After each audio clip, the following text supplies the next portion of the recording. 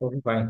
तो जैसा कि हमें पता है, क्योंकि हम लोग पॉलीमॉर्फिज्म का टॉपिक पिछले क्लासेस में डिस्कस कर रहे थे, और पॉलीमॉर्फिज्म में हम लोगों ने ये जाना था कि दो तरह का पॉलीमॉर्फिज्म होता है।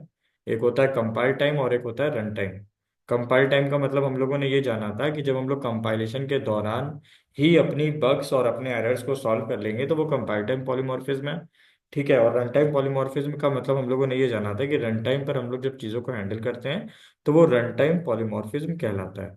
साथ ही साथ हम लोगों ने ये भी जाना था कि कंपाइल टाइम पॉलीमॉर्फिज्म को करने के लिए हमें बहुत सारी चीज़ों की जरूरत पड़ती है, जैसे कि फॉर एग्जांपल मेथड ओवरलोडिंग का जो कॉन्सेप्ट है वो एक मेन कॉन्सेप्ट होता है कंपाइल टाइम पॉलीमॉर्फिज्म को परफॉर्म कराने का। रन टाइम पॉलीमॉर्फिज्म को अगर आप इम्प्लीमेंट करना चाहते हैं तो आप ओवरराइडिंग कॉन्सेप्ट को यूज करके या फिर ओवरराइडिंग कॉन्सेप्ट को पढ़ करके आप रन टाइम पॉलीमॉर्फिज्म को इम्प्लीमेंट कर सकते हैं जावा के अंदर, है ना। तो अभी हम लोगों ने ये भी देखा था कि कंपाइल टाइम पॉलीमॉर्फिज्म जो होता है वो बेसिकली तीन तरह का होता है। एक होता है मेथड ओवरलोडिंग के द्वारा, एक होता है कंस्ट्रक्टर ओवरलोडिंग के द्वारा, और तीसरा होता है ऑपरेटर ओवरलोडिंग के द्वारा। मेथड और कंस्ट्रक्टर की ओवरलोडिंग जो होती है वो प्रोग्रामर के हाथ में होती है। ऑपरेटर की जो ओवरलोडिंग होती है वो बेसिकली जेवीएम के हाथ में होती है। मतलब जैसे कि प्लस लगाने पर एडिशन भी होता है, और अगर स्ट्रिंग के बीच में लगा दो तो कॉन्काटिनेशन भी हो जाता है। तो हम लोगों ने ये ओवरलोडिंग में सारे ही तरह की ओवरलोडिंग पढ़ ली थी। आज की क्लास का जो मेन टॉपिक है वो रहेगा मेथड ओवरराइडिंग। यानी आज की क्लास में हम लोग मेनली डिस्कस करेंगे ओवरराइडिंग के बारे में। सबसे पहली बात यह है कि हम लोग ये डिस्कस कर लेते हैं कि ओवरराइडिंग कहते किसे हैं। To achieve method overloading, one Java class is sufficient, but to achieve method overriding, we required two Java classes with parent and child relationship। कहा यह जा रहा है कि अगर आप मेथड ओवरलोडिंग करना चाहते हो तो एक ही जावा क्लास सफिशिएंट है ना। जैसा कि हम लोगों ने पहले देखा था कि क्लास तो एक ही थी, बट उसके अंदर मान लो हम लोगों ने एक ही मेथड बनाया, लेकिन उस एक मेथड की तीन कॉपी बना दी, और तीनों में डिफरेंस क्या है? पहले वाले में 0 पैरामीटर, दूसरे में 1 पैरामीटर, तीसरे में 2 पैरामीटर। तो हम लोगों ने ये देखा था कि जब हम लोग कॉल कर रहे हैं तो अगर उस टाइम पर हम लोग कोई वैल्यू नहीं दे रहे हैं कॉलिंग के दौरान तो 0 आर्ग्यूमेंट वाला कॉल हो रहा है, और अगर हम लोग सिंगल वैल्यू पास कर रहे थे तो 1 आर्ग्यूमेंट वाला कॉल हो रहा था। एज इट इज अगर दो वैल्यू पास कर रहे थे तो 2 आर्ग्यूमेंट वाला कॉल हो रहा था। अब अगर आप ध्यान से देखो तो अगर आप लोगों ने नहीं पढ़ा तो प्रीवियस लेक्चर पहले एक बार रिवीजन कर लो पॉलीमॉर्फिज्म का, फिर चीजें आगे क्लियर होती चली जाएंगी। अब एक चीज समझना, अगर हम लोगों को पॉलीमॉर्फिज्म में मेथड ओवरराइडिंग परफॉर्म करानी है तो आप इतना समझो कि ओवरलोडिंग में तो आप एक ही जावा क्लास का यूज करते थे। जैसे कि पिछले ये प्रोग्राम है भी हमारे पास ऊपर की तरफ अगर देखो, ये बने हुए हैं कि एक ही क्लास के अंदर दो मेथड थे। ओवरराइडिंग में क्या होता है कि आपको दो जावा क्लास चाहिए होती हैं। मतलब दो classes is very very mandatory, और उन दोनों क्लासेस के बीच में इनहेरिटेंस हो रहा हो ये भी जरूरी है। मतलब वो दोनों क्लासेस जो है वो पेरेंट और चाइल्ड रिलेशनशिप के साथ में। दूसरी बात, the method implementation is already present in parent class. कि मैथड का जो इम्प्लीमेंटेशन होता है वो पेरेंट क्लास में अवेलेबल होना चाहिए। ठीक है। कहने का मतलब मान लीजिए हमारे पेरेंट है, और पेरेंट की चीजों को हमें एक्सेस करना है चाइल्ड में, तो पेरेंट के पास पहली बात कुछ होना भी तो चाहिए तब तो हम एक्सेस करेंगे। मान लीजिए पेरेंट के पास कुछ है ही नहीं तो हम एक्सेस क्या करेंगे? तो कहने का मतलब यही है कि अगर आप ओवरराइडिंग कर रहे हो तो आपको दो जावा क्लास की जरूरत पड़ेगी। दोनों जावा क्लासेस के बीच में इनहेरिटेंस हो रहा हो इस बात का ध्यान रखना। पहली क्लास को पेरेंट क्लास और दूसरी क्लास को चाइल्ड क्लास बोलोगे, ये भी याद रखना। ठीक। So the method implementation is already present in parent class. मान लो हम लोगों ने कोई M1 नाम से मेथड बना दिया, और वो जो हम लोगों ने M1 नाम से मेथड बनाया है पेरेंट के अंदर, उस मेथड में कुछ ना कुछ हमने लॉजिक लिख रखा है। तो हम करेंगे क्या? ये चीज का ध्यान रखना है कि चाइल्ड क्लास में उस मेथड को आप ओवरराइड कर रहे होगे। सो मतलब क्या हुआ, if the child class required that implementation then access those implementation. अगर चाइल्ड क्लास को ये लगता है कि पेरेंट का जो इम्प्लीमेंटेशन है वो सही है, तो चाइल्ड क्या करेगा, उन इम्प्लीमेंटेशन को एज इट इज यूज कर लेगा। If the child class not required parent class method implementation, अगर चाइल्ड को ये लगता है कि पेरेंट के मेथड की इम्प्लीमेंटेशन की जरूरत हमको नहीं है, तो वो क्या करेगा, then override parent class method in child class to provide child specification specific implementation. कहने का मतलब यह है कि देखो दो बातें हैं। पहली बात तो यह कि ओवरराइडिंग होगी तब जब आपके पास दो जावा क्लास हो, और उन दोनों जावा क्लास में इनहेरिटेंस परफॉर्म हो रहा हो, यानी उन दोनों के बीच में पेरेंट चाइल्ड रिलेशनशिप हो। दूसरी बात यह है कि पेरेंट में आप जिस भी मेथड की बात कर रहे हो उस मेथड का कुछ ना कुछ लॉजिक लिख दो। अब क्या करेगा, जब चाइल्ड उस मेथड को एक्सेस कर रहा होगा, तो अगर चाइल्ड को लग रहा है कि पेरेंट की द्वारा दी गई चीजें या लिखे गए सारे लॉजिक सही हैं, तो चाइल्ड एज इट इज उनको यूज कर लेगा। अगर उसको लग रहा है कि हमें मेथड तो चाहिए बट इसके अंदर जो लॉजिक लिखा है इसमें वो चेंज करना चाहता है, तो वो क्या करेगा, अपने मन मुताबिक अपने मन से जो उसको सही लगेगा वो इम्प्लीमेंटेशन उसमें डाल देगा। ठीक है। कहने का मतलब, जैसे फॉर एग्जांपल आपके फादर की एक प्रॉपर्टी है, ठीक है, आपके फादर का एक हाउस है, तो जाहिर सी बात है एज अ चाइल्ड जब आप बड़े होगे तो आपको वो सारी की सारी चीजें यानी वो प्रॉपर्टी फादर के द्वारा जो बनाई गई वो आपको मिल जाएगी। अब होता यह है कि पेरेंट की प्रॉपर्टी तो हमको मिलनी ही मिलनी है।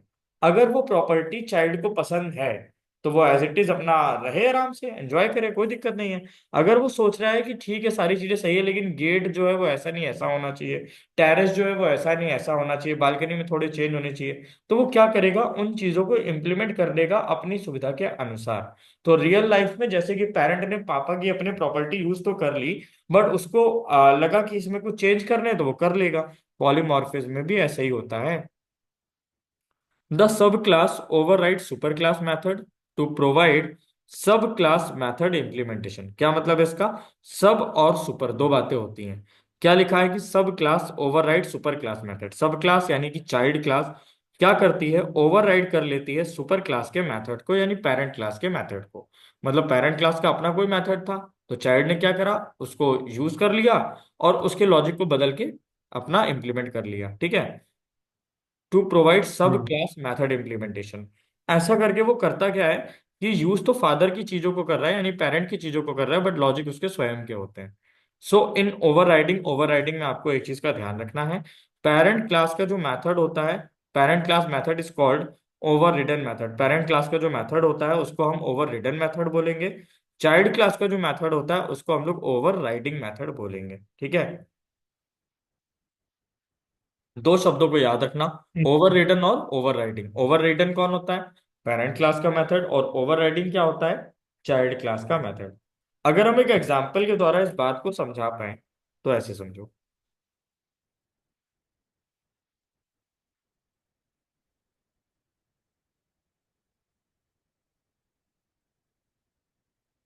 मान लो हम लोगों ने यहाँ पे एक क्लास बना ली।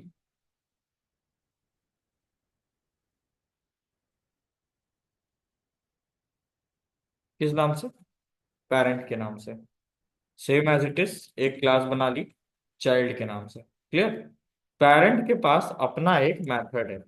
किस नाम से? प्रॉपर्टी के नाम से। ठीक। पेरेंट के पास अपना एक मेथड है मैरी के नाम से।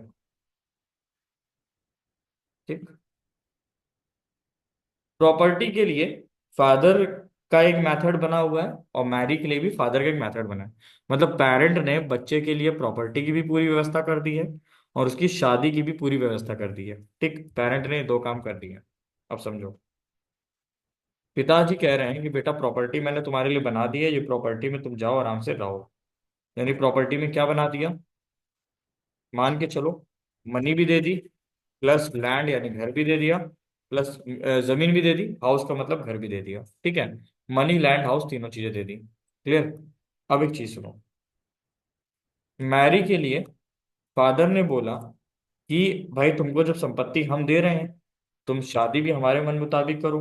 तो उन्होंने बोला मैरी विथ विलेज गर्ल। क्या बोला फादर ने? Marry with village girl.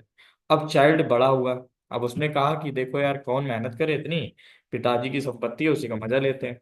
इसने क्या किया, एक्सटेंड कर लिया पेरेंट क्लास को। ठीक है। और ये जब पेरेंट क्लास को एक्सटेंड करेगा तो पेरेंट की चीजें इसके पास आ जाएंगी। अब ये जो मेथड होगा प्रॉपर्टी नाम से, इसको आप बोलोगे ओवर रिडन मेथड। ठीक है। अब चाइल्ड क्या करेगा, इस मेथड को यहाँ पे ओवर राइड कर लेगा यानी इसको बोलेंगे ओवर राइडिंग मेथड। यानी ये जो प्रॉपर्टी नाम का मेथड हमने ऊपर दिया था ये यहाँ जाके क्या हो जाएगा, ओवर राइडिंग हो जाएगी इसकी। Over riding. तो ऊपर वाला जो प्रॉपर्टी मेथड है वो ओवर रिडन मेथड कहलाएगा, नीचे वाला जो प्रॉपर्टी मेथड है वो ओवर राइडिंग मेथड कहलाएगा। ठीक है। अब सुनो, प्रॉपर्टी में उसको कोई दिक्कत नहीं थी, रुक जाओ एक गलती यहाँ पे, उसको प्रॉपर्टी में कोई दिक्कत नहीं थी। वो कह रहा था प्रॉपर्टी में पिताजी ने जो कुछ भी दे दिया वो मेरे लिए सही है। उसको दिक्कत थी मैरी वाले मेथड में।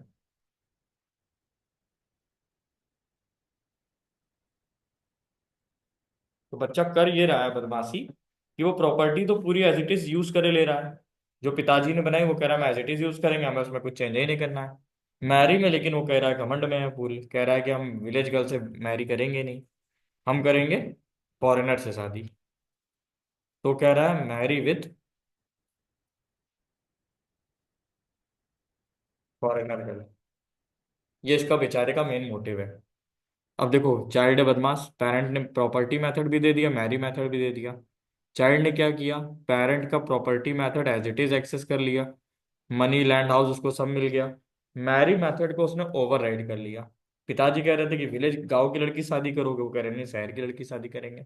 मतलब उसको मैरी यानी शादी तो करनी ही थी, मैरी मेथड को तो यूज करना ही करना था, लेकिन अपने तरीके से करना था। तो उसने क्या करा, यहाँ पे इसके लॉजिक बदल दिए। अब देखो होगा क्या। अब अगर यहाँ पे चाइल्ड में हम लोग मेन मेथड बना दें, है ना, और मेन मेथड बना के हम लोग करेंगे कि चाइल्ड का ऑब्जेक्ट बना दें,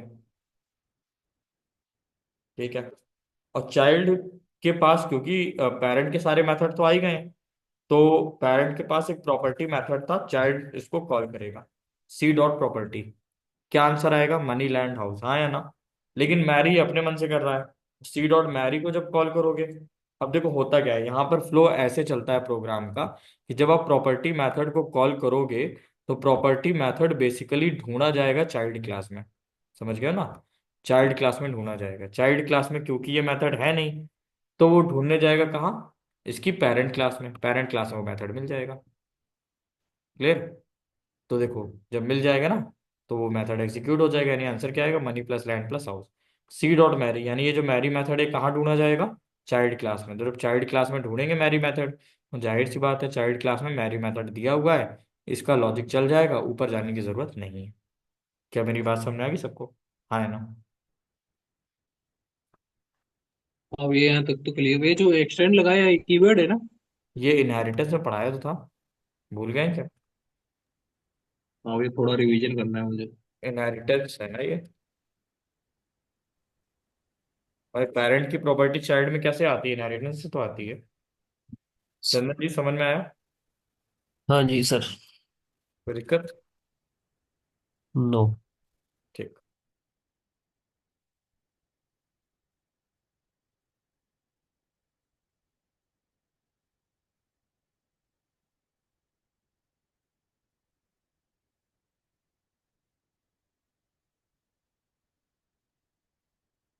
आ गया आंसर, देखिए स्क्रीन पे आउटपुट सही आ रहा है जैसा हम लोगों ने डिस्कस किया था। हाँ। हम्म। सही है भैया। ठीक। आगे देखिए, लिखा क्या है, while overriding method must follow these rule. Spelling mistake से कुछ, कि ओवरराइडिंग जब कर रहे हो तो कुछ रूल्स को फॉलो करो। Over ridden method signature and overriding method signature must be same. कि जो मेथड ओवरराइड हो रहा है और जो मेथड ओवरराइड कर रहा है, ठीक है ना, मतलब करने वाला और कराने वाला, दोनों की सिग्नेचर यानी सिंटेक्स क्या होनी चाहिए, सेम होने चाहिए। दोनों की पैरामीटर लेंथ मैच होनी चाहिए। The return type of over return method and over riding method must be same. कि मतलब अगर वॉइड M1 लिख रहे हो तो दूसरा वाला जब ओवर राइड हो रहा हो, मतलब ओवर रिटर्न मैथड और ओवर राइडिंग दोनों का ही रिटर्न टाइप सेम होना चाहिए। लाइक अगर ये कह रहा है वॉइड तो ये भी वॉइड ही बोले फिर। समझ आ रही है ना मेरी बात, ये इंटीजर ना बोले। While overriding, it is possible to change return type by using covariant return type concept। कह रहा है कि ओवरराइडिंग जब आप कर रहे होगे तो वहां पे रिटर्न टाइप को बदल भी सकते हो, कोवैरिएंट रिटर्न टाइप कॉन्सेप्ट का यूज करके। अब ये कोवैरिएंट रिटर्न टाइप कॉन्सेप्ट क्या है, नेक्स्ट लेक्चर में बताएंगे। लिख लो कहीं साइड में, याद दिला देना, ठीक है। Final methods can't override, final method को ओवरराइड नहीं कर सकते। मतलब अगर पेरेंट ने कहा कि बेटा जो है हम तुमको प्रॉपर्टी दे तो रहे हैं, बट ये मेरी कंडीशन है, ये मेरी शर्त है कि आप इसमें कुछ भी छेड़खानी नहीं करेंगे, ये आपके पूर्वजों की संपत्ति है। तो फाइन अगर वो ऐसा करना चाहते हैं तो वो इसको फाइनल कर देंगे, समझ गए ना। यानी अगर हम ये मैरी मेथड को फाइनल कर देते तो अब चाइल्ड इसको ओवरराइड ना कर पाता। क्या मेरी बात समझ में आई। फाइनल का मतलब हो गया कि बच्चे को उसी से शादी करनी पड़ेगी जिससे उसके पिताजी बोल रहे हैं। क्या मेरी बात समझ में आई? लॉजिक क्लियर है? अब ये क्लियर। हम्म। आगे देखो, static method can't override but method hiding possible. अगर कोई मेथड स्टैटिक है तो उसको भी ओवरराइड नहीं किया जा सकता। मतलब कहने का यह है कि अगर ये फाइनल ना होता, ये स्टैटिक होता, तब भी इसको ओवरराइड करना पॉसिबल नहीं था। ठीक। Private method can't override. अगर मान लो हम कह रहे हैं कोई मेथड प्राइवेट हो, तो भी उसको भी ओवरराइड नहीं कर सकते। मैं कह रहा हूँ कि पेरेंट को, फॉर एग्जाम्पल, गेम्स की बहुत आदत है। क्या? मान लो पेरेंट को गेम्स की आदत बहुत है, बट ये इनकी प्राइवेट चीज है। वो कह रहे हैं कि मैं नहीं चाहता ये आदत तुम्हारे में लगे, तो उन्होंने अपना ही मेथड क्या कर दिया? प्राइवेट। ठीक है ना? यानी अगर इन्होंने ये मेथड अपना प्राइवेट कर दिया तो चाइल्ड इसको एक्सेस नहीं कर सकता। कोई दिक्कत? While overriding, it is not possible to maintain same level permission or increasing order, but not in decreasing. लिखा क्या है? While overriding, it is not possible to maintain same level permission or increasing order, but not decreasing. कह रहा है कि जब आप override कर रहे हो तो या तो परमिशन का लेवल सेम रखो, या तो परमिशन का लेवल इंक्रीज करो, बट कभी डिक्रीज ना करो। ये पॉइंट अभी आपको समझ में नहीं आएगा, क्योंकि अभी हम लोग जब प्राइवेट, प्रोटेक्टेड, डिफॉल्ट, फाइनल इनकी चर्चा करेंगे तो आपको समझ में आएगा कि परमिशन लेवल होता क्या है। ठीक। तो अभी इस पॉइंट को हिडन रखो, जैसे जैसे सिलेबस आगे बढ़ता जाएगा जावा का, आपको इस पॉइंट पे भी क्लैरिटी आना स्टार्ट हो जाएगी। Overriding with exception handling rules कह रहा है कि कई बार ऐसा भी होगा कि आप ओवरराइडिंग जब कर रहे होगे तो आपको एक्सेप्शन हैंडलिंग के रूल्स भी फॉलो करने पड़ेंगे। तो एक्सेप्शन एक्सेप्शन हैंडलिंग के अंदर जैसे कि हम लोग ट्राई और कैच ब्लॉक, थ्रोस, फाइनल, ये सारी चीजें पढ़ेंगे, तो उन चीजों को भी हमें फॉलो करना पड़ेगा। अब देखो, ओवरराइडिंग का एक बेसिक एग्जांपल और ओवरव्यू तो आपको मिल गया है। इसकी एडवांस चीजें जो हम लोग डिस्कस करेंगे वो हम लोग तभी कर पाएंगे जब हम लोग थोड़ा वहां तक पहुंचेंगे। ठीक है ना? आगे समझो।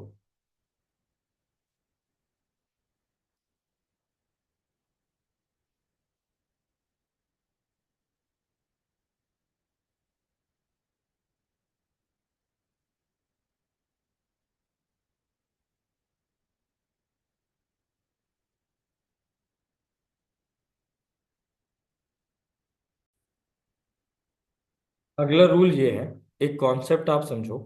If an overridden method is final, it is not possible to override that method in child class. कहने का मतलब यह है कि अगर ओवर रिडन वाला जो मैथड है आप उसको फाइनल कर दें। मान लीजिए अगर हम लोगों ने, यहाँ पेरेंट ने क्या बोला कि ये फाइनल है, तो अगर हम लोग ओवर रिडन मेथड को फाइनल कर दें तो पॉसिबल नहीं है कि आप उसको ओवरराइड कर पाओ। यानी चाइल्ड क्लास में उसका इम्प्लीमेंटेशन पॉसिबल ही नहीं ओवरराइड कर पाओ। Final classes are preventing inheritance concept. Final class अगर होती है तो उससे भी इनहेरिटेंस नहीं हो पाता है। And final method are preventing overriding concept. अब एक चीज सुनो, कि अगर कोई क्लास फाइनल क्लास है तो फाइनल क्लास को कभी भी आप इनहेरिटेंस के लिए नहीं भेज सकते। अगर कोई क्लास फाइनल क्लास है तो इनहेरिटेंस नॉट अलाउड। ठीक। अगर कोई मेथड फाइनल मेथड है तो क्या समझ में आया?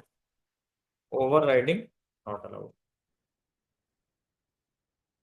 दो पॉइंट समझ में आए, कि अगर क्लास फाइनल है तो इनहेरिटेंस नहीं हो पाएगा, मेथड फाइनल है तो ओवरराइडिंग नहीं हो पाएगी। क्लियर है? हाँ या ना? हाँ हाँ भैया। जी। ठीक है। अब एक चीज सुनो, अगर हम लोग किसी वेरिएबल को फाइनल कर देते हैं तो होता क्या है? मान लीजिए हमने कोई वेरिएबल बनाया, int a equal to 10। Variable class और मेथड के केस में तो समझ में आ गया हमको, लेकिन अगर कोई वेरिएबल बनाए और हम उसको फाइनल कर दें तो क्या होगा? So whenever you are declaring a variable as a final, it is not possible to change the value of final variable. If we are trying to change value of final variable, compiler will generate error message। कहने का मतलब कि अगर आप final variable कोई बना देते हो तो उसकी वैल्यू चेंज कर पाना पॉसिबल नहीं है। अगर फिर भी आप ऐसा करने की कोशिश कर रहे हो तो कंपाइलर एरर मैसेज दे देगा। एक चीज और याद रखना, that final variables are fixed constant, it is not possible to perform modification. Final variable जो होते हैं उनको आप बोल सकते हो कि वो एक तरह की कांस्टेंट वैल्यू बन चुके हैं। तो जो वैल्यू कांस्टेंट बन चुकी है तो ऑब्वियस सी बात है कि आप उसमें कोई चेंजेस नहीं कर सकते। मैं थोड़ा करके भी दिखा देता हूँ।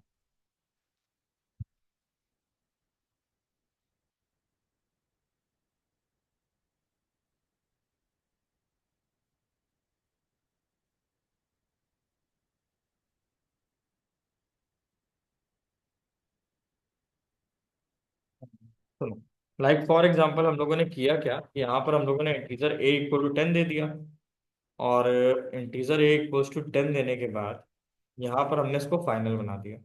अब क्योंकि देखो ये फाइनल है, तो अगर तुम चाहते हो कि तुम्हें ए में 10 बढ़ाना है, ठीक है, फिर तुम ये चाहते हो कि तुम्हें ए को प्रिंट करना है। अब आप लोग जरा दिमाग से बताइए क्या ये संभव है? हाँ या ना? फाइनल एरर आएगी वेरिएबल की भैया। वैल्यू, हाँ, एरर आएगी फिर तो। एरर आएगी। कौन सी? Cannot assign a value to final variable A. क्या लिख के आएगा? कैनॉट असाइन अ वैल्यू, देखो लिख के आ गया ना, cannot assign a value to final variable a. Clear? हाँ भैया। एक चीज और याद रखना, if any time you are declaring instance variable और स्टैटिक वेरिएबल, वेरिएबल कैसा हो, इंस्टेंस हो या स्टैटिक हो, विथ फाइनल कीवर्ड, अगर आप इंस्टेंस वेरिएबल या फिर स्टैटिक वेरिएबल को फाइनल कीवर्ड के द्वारा लिख देते हो, then we should initialize that variable with some value by using constructor. अब आप चाहते हो कि आपको उन्हें वैल्यू देनी है, फाइनल है, तो आपको क्या यूज करना पड़ेगा? कंस्ट्रक्टर यूज करना पड़ेगा। और इंस्टेंस ब्लॉक बना करके, कंस्ट्रक्टर बना करके तब हम लोग उस काम को करेंगे, वरना कंपाइलर जो है वो एरर मैसेज देगा। इसका एक प्रोग्राम कर लेंगे तो चीजें ज्यादा क्लियर हो जाएंगी। अब एक चीज और सुनो, एक रूल और है। वो रूल ये है कि वेरिएबल्स फाइनल क्लास वेरिएबल्स और not A final, final class के जो वेरिएबल होते हैं वो फाइनल नहीं होते हैं। फाइनल क्लास वेरिएबल और not a final, but final class methods are by default, मतलब अगर आप किसी क्लास को फाइनल बना रहे हो, final class variables are not final, कि अगर आपने किसी क्लास को फाइनल बना दिया, उस क्लास के अंदर अवेलेबल जितने भी वेरिएबल हैं वो ऑटोमेटिक फाइनल नहीं बनेंगे, बट उसके अंदर जितने भी मेथड हैं वो ऑटोमेटिक कैसे बन जाएंगे? फाइनल बन जाएंगे। पॉइंट पढ़ो, यही लिखा है। हाँ या ना?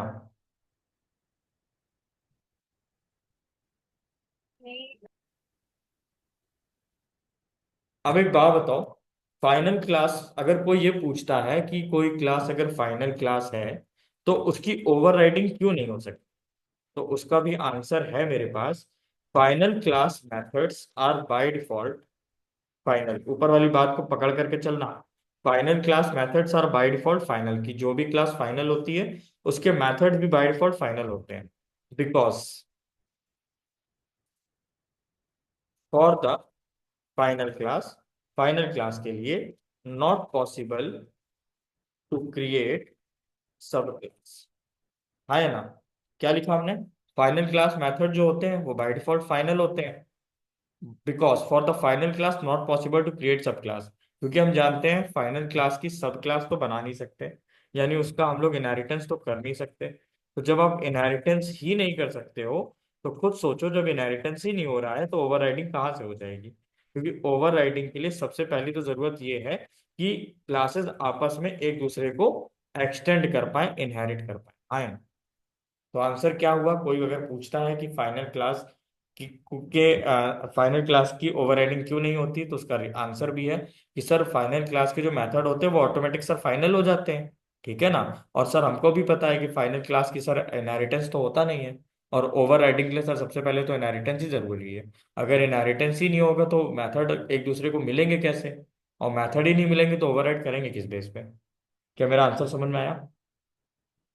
हाँ है ना? हाँ हाँ भैया। जी। मेरे ख्याल से कोई दिक्कत नहीं होगी ना इस पॉइंट पे? नहीं।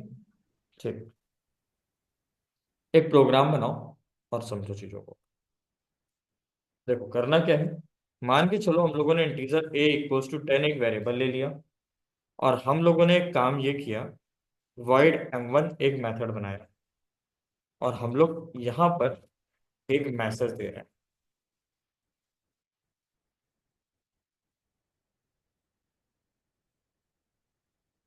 मैसेज में हम लोगों ने लिख दिया m1 मेथड। क्या लिख दिया? m1 method. ठीक, और हम लोगों ने यहाँ लिख दिया a equals to a plus 10, चलो ये भी लिख दिया। अब करना क्या है, मान के चलो यहाँ पर हम लोग ए की वैल्यू को प्रिंट करा रहे हैं। किसको प्रिंट करा रहे हैं? ए की वैल्यू को। ठीक, यहाँ तक तो चलो मामला सारा सही चल रहा है। अब आप एक काम करो। मुझे एक काम ये करना चाहिए था कि ये मेथड यहाँ से हटा देता। इसको नॉर्मल रहने दो। ऐसा करो।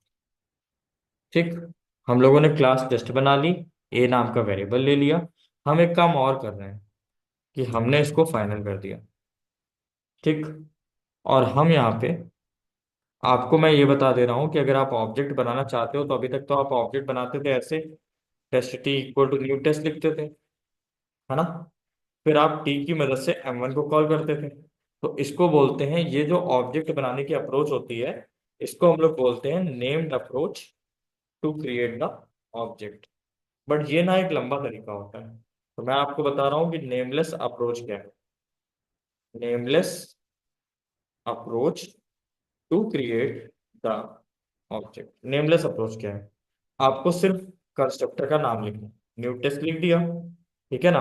आगे इसी में डॉट M1 लगा करके इसको कॉल करो। तो ये होती है नेमलेस अप्रोच। अब बताओ दोनों में क्या क्या अंतर समझ में आ रहा है? क्या डिफरेंस है दोनों बातों में? नेम्ड में और नेमलेस में क्या अंतर समझ में आ रहा है? कि नेम्ड में हम क्या कर रहे हैं कि पहले ऑब्जेक्ट बना रहे हैं और उसको एक वेरिएबल में रख रहे हैं, फिर उस वेरिएबल से बोल रहे हैं कि तुम जाके M1 को कॉल कर लो। नेमलेस में क्या कर रहे हैं कि ऑब्जेक्ट बना रहे हैं और उसी के आगे मेथड को कॉल कर रहे हैं। दोनों में अंतर समझ में आया? ठीक है।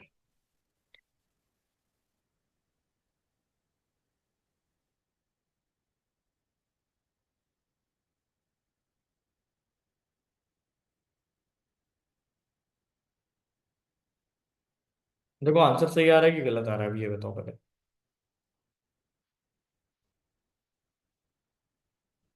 ए में 10 का इंक्रीमेंट हो रहा है, हाँ या ना? हम्म। हम्म। हम्म, हो तो रहा है भैया। हो रहा है ना। तो अभी तो इंटरनल हो रहा है, लेकिन अभी अगर हम इसको ओवरराइड करेंगे तो क्या ओवरराइड हो पाएगा ये?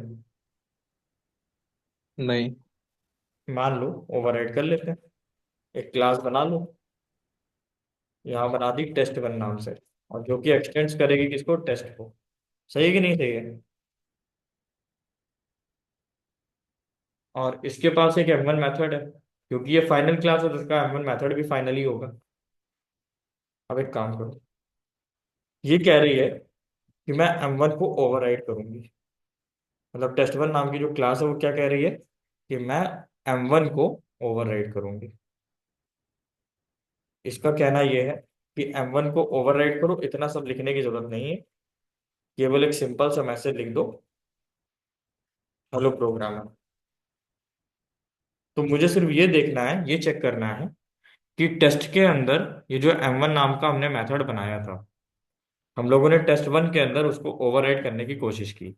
बट डेफिनेशन के अनुसार हमको ये पता है कि अगर टेस्ट क्लास फाइनल है तो उसके अंदर का मेथड भी फाइनल ऑटोमेटिक होता है। और अगर वो मेथड ऑटोमेटिक फाइनल हो जाता है तो फिर वहां पे ओवरराइडिंग नहीं होती। तो हमको ये देखना है कि आंसर ये वाला छपता है कि आंसर ये वाला छपता है, या एरर आती है। समझ गए ना? हम्म। क्या एरर आ रही है देखो।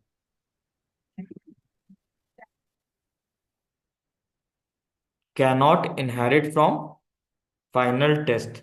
कह रहा है कि फाइनल टेस्ट से हम इनहेरिट नहीं कर सकते। अब हम ये देखने की कोशिश करते हैं कि चलो इनहेरिटेंस हो जाए, मेथड ओवरराइड नहीं करेंगे, सही है ना। जैसा है वैसा ही यूज कर लेंगे।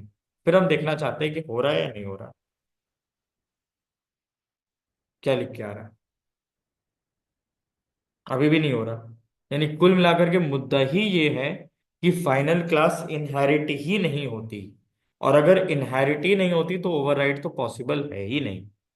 क्या आप लॉजिक समझ में आया कि फाइनल क्लास के मेथड को ओवरराइड क्यों नहीं कर सकते? कोई अगर इंटरव्यू में पूछ रहा है गोविंद कि फाइनल क्लास के मेथड को ओवरराइड क्यों नहीं कर सकते, तो उसका सीधा सा आंसर है कि सर वहां पे इनहेरिटेंस ही नहीं होता तो फिर ओवरराइड कैसे हो पाएगा। क्लियर? हाँ भैया। ठीक। अभी कोई हम्म। डाउट हो यहाँ तक तो पूछ लो, फिर आगे बात करें। Is there any doubt? नहीं। No sir. नहीं। अब आप लोगों को करना ये है कि आपको कुछ असाइनमेंट्स दिए जा रहे हैं आज। ओवर राइटिंग भी हमने पढ़ा दी है लगभग। तो उन असाइनमेंट्स को आपको अभी सॉल्व करने हैं। ये असाइनमेंट्स आपको आपके व्हाट्सएप ग्रुप पे मिल जाएंगे, ताकि आप लोग इन असाइनमेंट्स को सॉल्व करो और चीज़ों को आगे शुरू करो। कर लोगे? हाँ भैया।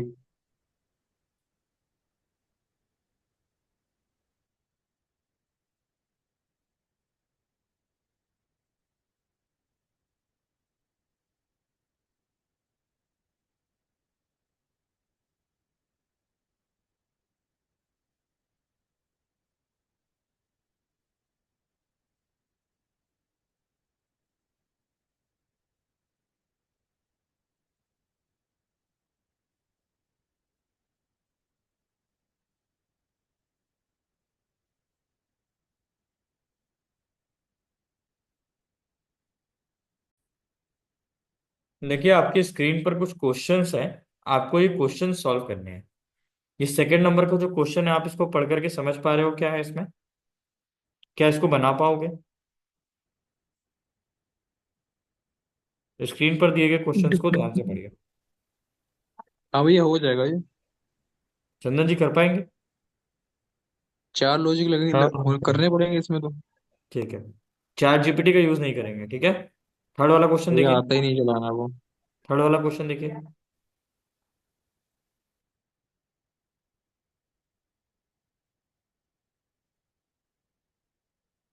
इसके लिए आपको अलग अलग मेथड्स बनाने पड़ेंगे, सेकंड वाले क्वेश्चंस के लिए। थर्ड वाले में तो आप एक काम करोगे ना, इफ एल्स लगा के कर सकते हो। हाँ, है ना? ये इफ एल्स। फेल्स अगर ये होता है, कंडीशन उसमें लगानी पड़ेगी फिर तो। हाँ जी। भैया स्विच केस से नहीं हो सकता क्या? स्विच से भी हो जाएगा। तो आप एक काम करोगे, क्वेश्चन नंबर टिक कर लो, क्वेश्चन नंबर सेकंड, थर्ड, और लिखो फिफ्थ। लिख रहे हो? सेकंड, थर्ड, हम्म। फिफ्थ।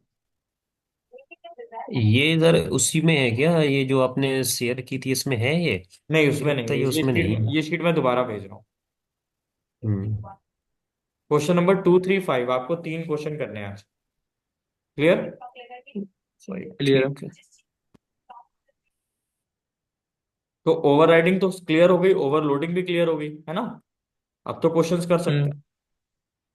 हाँ भैया। ठीक है, तो कल आप लोग जब हमको मिलोगे, तो मेरे पास उसके पहले आपके आंसर्स आ जाने चाहिए, ठीक?